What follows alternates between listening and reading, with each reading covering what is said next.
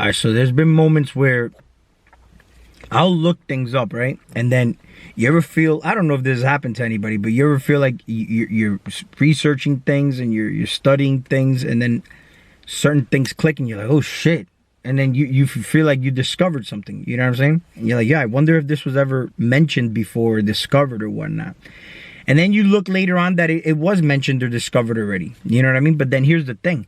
See, it's not something that discourages me, because on the contrary, it's something that I actually feel extremely happy that I was able to figure something out that was already discovered and is actually pretty important to the public. You get what I mean?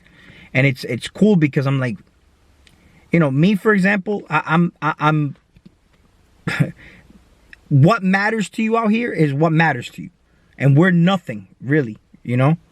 If you look at nothing, no thing, right? You basically, you make something out of no thing, out of nothing. And this is where you get your Gnosis. You get your Gnosis from, right? You figure things out, right? You made a figure and you figured it out of nothing. So I was able to feel very happy. See, this is the age of information, but sometimes, man, we get put in a position where we want to look everything up, everything, and we're not really figuring things out. Or see, that's why sometimes, I mean, it's good to do your own research. It's good to think for yourself, because even though what you figure out is already discovered, the fact that you figured it out is what's gold right there. That's actually the good thing right there. But then here's the thing. I'm looking across a few videos, right? And I don't know why, man. I'm coming across topics of certain individuals, you know, such as Marina Abramovic. That's just an example. And there's just a certain reaction toward this individual.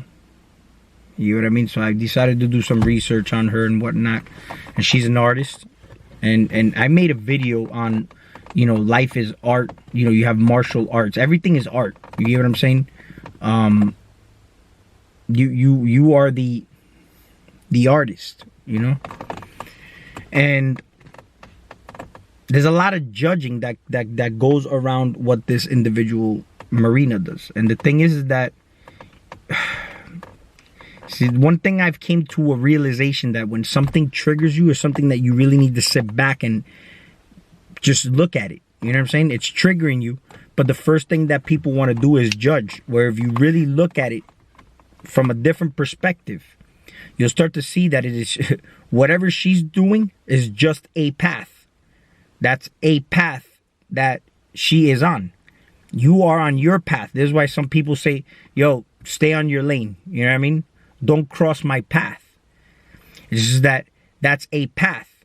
But who are you to say that that is a bad path? You know what I mean? Whatever it is that she's doing. Who is to say that anything you're doing is a good path, you know? Because here's the thing. When you look at it from the subconscious point of view, the subconscious, if you was to embark on that path, okay, based on your programming, you would categorize it as a bad thing. You would have a problem with what you're doing because you were programmed to believe that that is a bad path, right?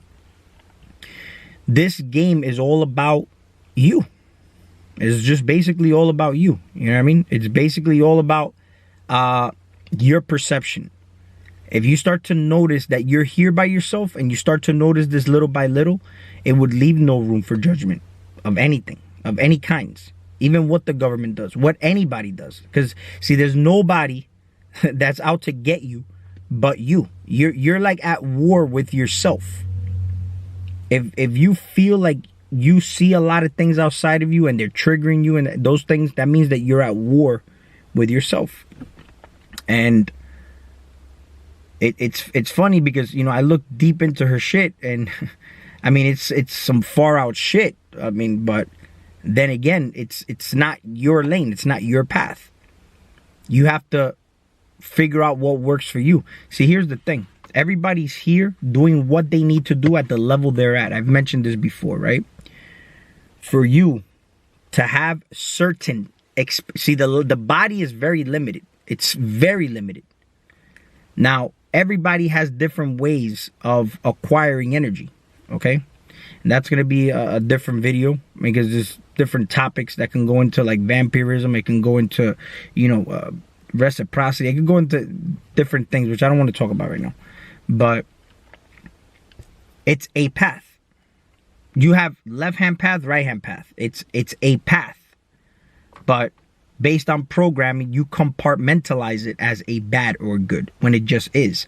See, your subconscious, whatever you're feeding it, doesn't judge whether it's bad or good. It's going to take what you're feeding it and just digest it and show you more of the experience that you are feeding it. That's how you know your source, that you're God, because you make the decision to engage in what it is that you will be feeding your subconscious consciously. All right. Well, you do it unconsciously, but when you do it, when you go consciously, and then now you're able to know if what you're putting in your subconscious is favorable or unfavorable to you. Engage. So when we look at the word engage in Spanish, that word is comprometí. All right. Compro means buy. Metí means in. So comprometí, buy in. So when you're engaging in something, you buy into it. When you're engaged to a person, you bought into them. You're buying into them. Now here's the thing though. This can go, everything's symbolic. Okay? We have the currency of money. That's the physical manifestation of energy, right? Symbolically, when you have money and you give it to somebody, okay, you're buying something. Okay? You notice how people give to charity? All right? People give money to charity. See, symbolically, all right, you're giving money to charity. You're buying into the situation that you are seeing. When you tithe to the church, to the Lord, you tithe 10%. You're buying into that symbolically. You could just give something, right? But it's a give and take thing. There's something that you're always expecting back. If I give money to a homeless person in the street, all right, you might be buying more into their addictions because they don't necessarily go buy food. They might go buy more liquor, more cigarettes. And you know what I'm saying? Are you physically giving them food? Unless you're giving them food in their mouth and they're genuinely hungry, then that's a different thing. You know? But then again, is that even... is that the correct way to do things? See, I'm watching one of those short clips by The Simpsons, and the kids in school, they were eating children. Okay, so Bart and his sister, I don't watch The Simpsons, I forgot their name, but they ran home to their mom and mother. And they told him, Mom, they're eating kids in school. Help us. And then the mom goes, I can't be fighting your battles anymore. You need to go to the school, look them in the eye, and say, don't eat me. And then they were like, oh, man, fine. And then they went back to school the next day. But they got scared, and they didn't do that. And at the end of that little clip, they ended up just falling over because they were being chased by the zombie teachers and staff members and whatnot. And then they hit a ledge where, there was a grinder at the bottom. And, Bart and his sister, they were with one friend. The friend fell over. And then Bart and his sister ended up falling afterwards. You know what I'm saying? So they didn't look at them in the eye and say, don't eat me. You know what I'm saying? And that's probably what the little hidden message there is basically just saying no when you're See, you got to put yourself in the empowered state to say no. Don't eat me. And that's it. Don't run. See, the other day I'm over here gardening and somebody's dog got loose. And it's funny because, I got a little annoyed because he stepped on a couple of my sunflowers. I had to replant a couple of them. All right. And this dog is not a friendly dog. You know what I mean? And he just escaped. And the guy has a missing leg. So I guess he couldn't get to his dog. So the dog saw me and my child outside. So he came at us. But my son ended up running. So he's chasing my son. So I had to get in between the dog. But the dog stopped. And it's just aggressively barking. It's showing me his teeth. And you know what I'm saying? I noticed that when I backed up a little bit, you know what I'm saying? The dog was like charging forward. So then I had to stop. I held my ground. And then he was coming.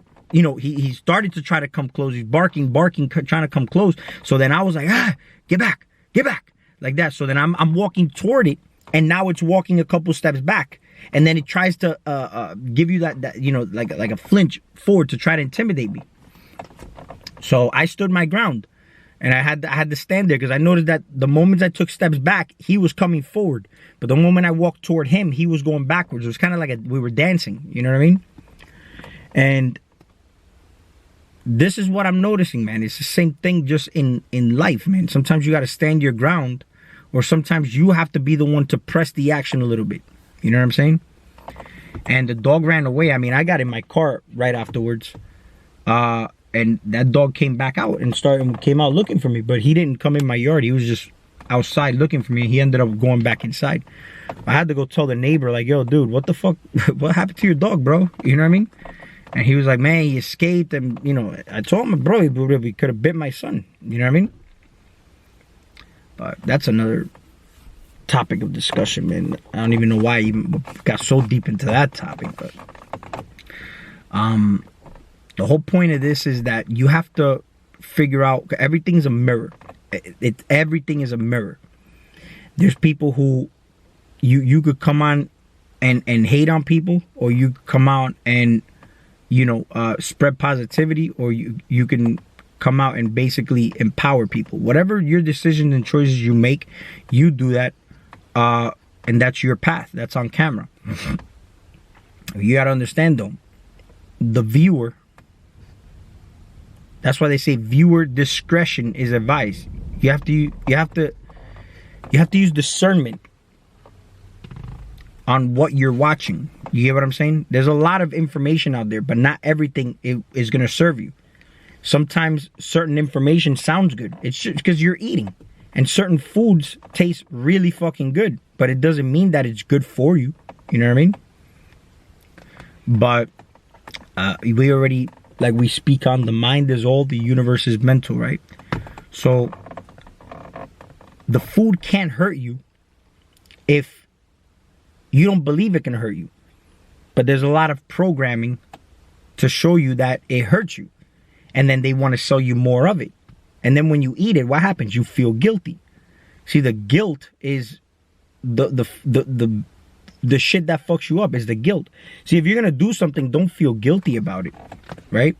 Because the moment you feel guilt, you are consenting to the fact that you did something wrong and you should be punished. So that's where the whole little mind fuckery and trickery goes. And this is why it's important to just sit back and know what you are and who you are. You know, because here's the thing. There's certain things that move you. Certain things that influence you. They may not influence me. You know what I'm saying? Like somebody said, oh, you know, when I see war and rage, that moves me and it does something to me.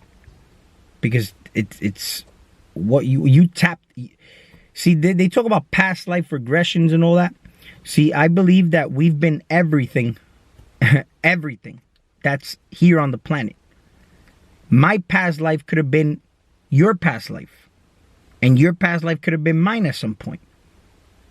So it's not to say that, because you go back and you look at it linear, and it's not. It's something you tap into. You know what I'm saying? Like, you based on your vibration and frequency in the now, you tap into an energy like that and you think that that's what you probably were in a past life. And you tapping into an energy. That's why it's you just use what you have now and do what you do with it. You know what I'm saying? But everything needs polarities and oppositions here for this game to even exist anyway. That's why there has to be so many different versions of things that some people may consider favorable and unfavorable. But if everybody just saw it as just is, you know what I'm saying? How would we be living this experience? Your consciousness. I mean, what happens if I expand my consciousness and I outgrow this experience, right? I need to be in somewhere where it is more expanded than this. What am I leaving behind? My body, right? This vessel stays here. So the body ain't leaving the earth. The body stays here. But how does it stay here? You get what I'm saying? I mean, when you die, you get put in a metal box. So if you're in a metal box, are you really connected back to the earth? You know what I'm saying? How come they don't just bury you deep underground and put a tree where you're at? And now you leave your family tree. You know what I'm saying? When we sit here and we have these thoughts, these things that, you know what I'm saying? The trees give out oxygen, okay? And there's prana in oxygen. So that's why when you look at the Matrix, they say, do you think that's air you're breathing, Neo? But then again, you look at it, it's what is the prana? The air doesn't matter. It's the life force in the air that matters. It's kind of like when you're eating food. The food don't matter, but the life force in the food is what matters. The vibration in the food. The information that people give you, okay? How much substance is it holding? Value, truth. Their truth is what matters. Because if they are being genuine and speaking their truth, then that's a genuine piece of the puzzle that you need to complete. And I'm going to tell you why. Because that's a mirror. But if they're not being honest, then there's no way for you to see. They're doing bad by you by not being honest, because they're putting on a mask, the persona.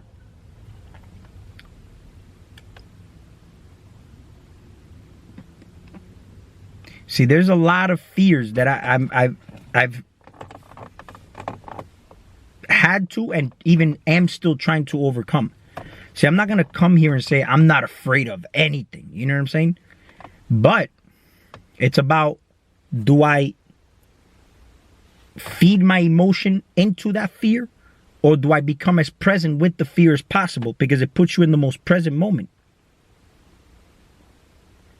It's kind of like I gave you an example, and this is a bad example, but I'm going to give it again. When I'm driving, and if I was drunk, right, I'm going to be as present as possible. I'm going to watch every sign. I'm going to look at the lights. I'm going to make sure that I see if there's any cops in the corner. But when I'm not drunk, what happens? I'm just chilling, driving, I'm texting. I'm not even present with the road, right? So what happens when you're present? But you don't feed the emotion. You use the emotion.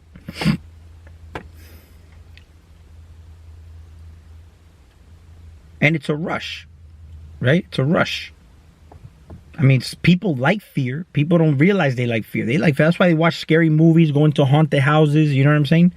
But it's a rush. And when you're faced with a rush like that in real time, the fact that you could be conscious of the fact that you're fearful is where you're going to make leaps forward at an incredible rate.